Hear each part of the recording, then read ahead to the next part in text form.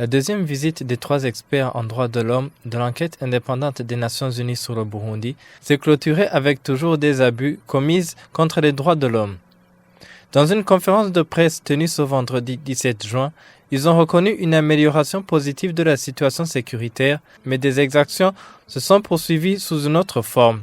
C'est du moins les propos de Maya Saïd Fadel, une des experts. C'est une évaluation positive parce que nous ne sommes plus confrontés à des exactions massives des droits de l'homme, c'est-à-dire des disparitions forcées en grand nombre, des corps qui jonchaient notamment les artères, etc.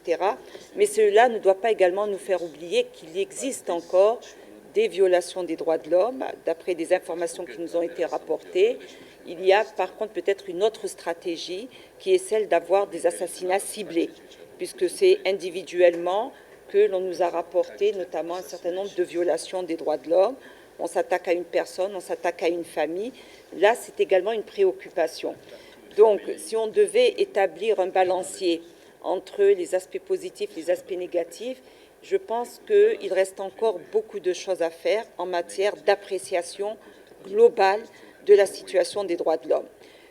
Pour ce qui concerne la société civile et les médias burundais, Saïd Fadel dit qu'ils font toujours face aux problèmes de liberté d'expression. Nous sommes restés un petit peu sur notre faim lorsque nous avons rencontré les représentants de la société civile, donc des ONG, les représentants des médias. Sur ce point, il n'y a pas eu une très nette amélioration. Beaucoup de médias n'ont pas retrouvé, encore une fois, le terrain de la liberté d'expression et de la liberté d'opinion. Je pense que sur ce plan, nous avons interpellé les autorités burundaises pour essayer d'ouvrir un peu plus le champ médiatique, ce qui est très important, de manière à améliorer également la confiance entre le gouvernement et les populations. Alors du point de vue également de l'activisme, je dirais, de la société civile, là également, on est resté sur un terrain de restriction, de limitation, alors que la société civile peut être un acteur complémentaire qui peut accompagner le gouvernement dans l'amélioration de la situation des droits de l'homme et également de la stabilité du pays. Mais je crois que si on continue à aller vers cette réduction progressive des violations des droits de l'homme, on pourra éventuellement aboutir, ce que j'appellerais, à une véritable stabilisation de la situation sécuritaire.